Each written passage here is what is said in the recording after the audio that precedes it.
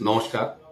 12ই April Hanuman Jayanti, অত্যন্ত একটা শুভ দিন, শুভ সময় আমাদের সামনে। 2025 আপনারা সবাই জানেন মঙ্গলদেবের রুলিং ইয়ার, এই বছরের রক্ষাকর্তা হনুমানজি। অতএব এই বছরের জীবনে যেসব সংকট আমাদের আসবে বা আসতে চলেছে, তার থেকে আমাদের রক্ষা করার জন্য প্রভু হনুমানজির চরণ ধরা সবার উচিত।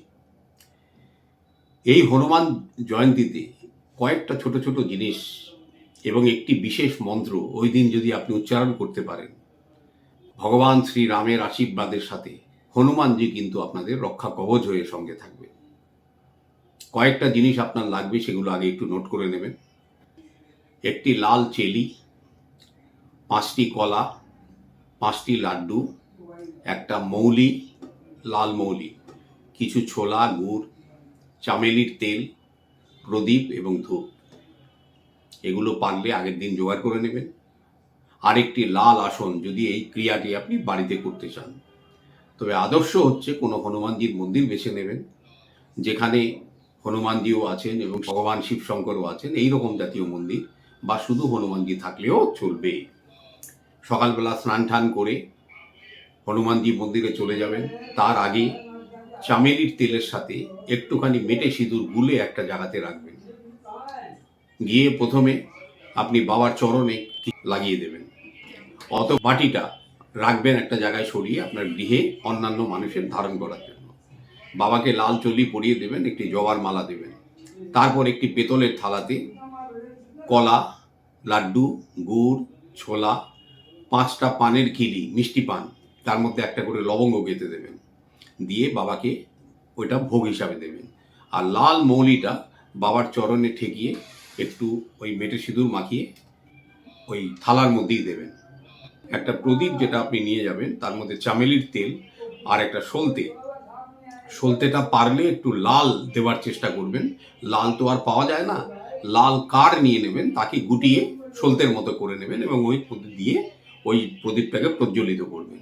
আর একটা ধূপকাঠি জ্বালাবেন, কাঠিবিহীন। আবার বলছি, আমরা কিন্তু কাঠি দেওয়া ধূপকাঠি খুব একটা বলি না, কাঠিবিহীন চন্দনের ধূপ, কেন বাবার কিন্তু চন্দনটা খুব পছন্দ।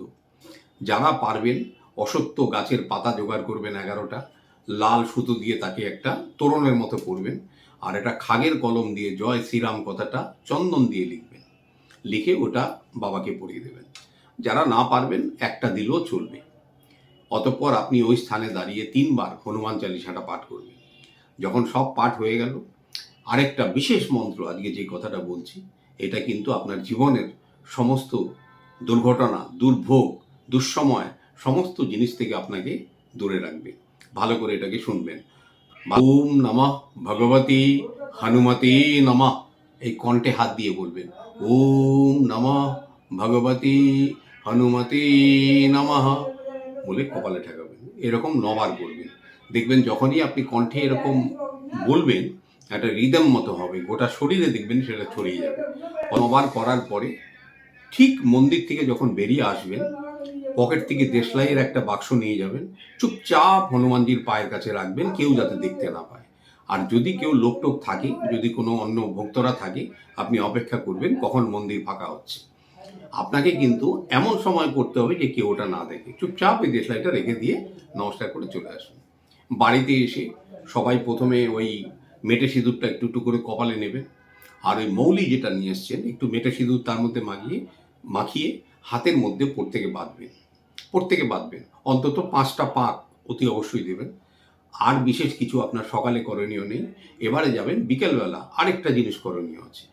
শনিদেবের যে কোনো মন্দিরে যাবেন, সর্ষের তেল, কালো তিল আর একটা অপরাজিতার মালা, আর মা দক্ষিণা কালীর জন্য একটি জবার মালা, এই দিয়ে বাবার কাছে হাত জোর করে প্রার্থনা করবেন। বাবার কানের কাছে দাঁড়িয়ে প্রার্থনা করবেন বাবা যেন তার আশীর্বাদী হাত আমাদের উপরে রাখে। আর কিচ্ছু করণীয় নেই। চলে আসবেন, মনের আনন্দে কাটান দিন, দেখবেন আপনার জীবনে দুর্ভোগ আসবে, ম্যাজিকের মতো চলে যাবে।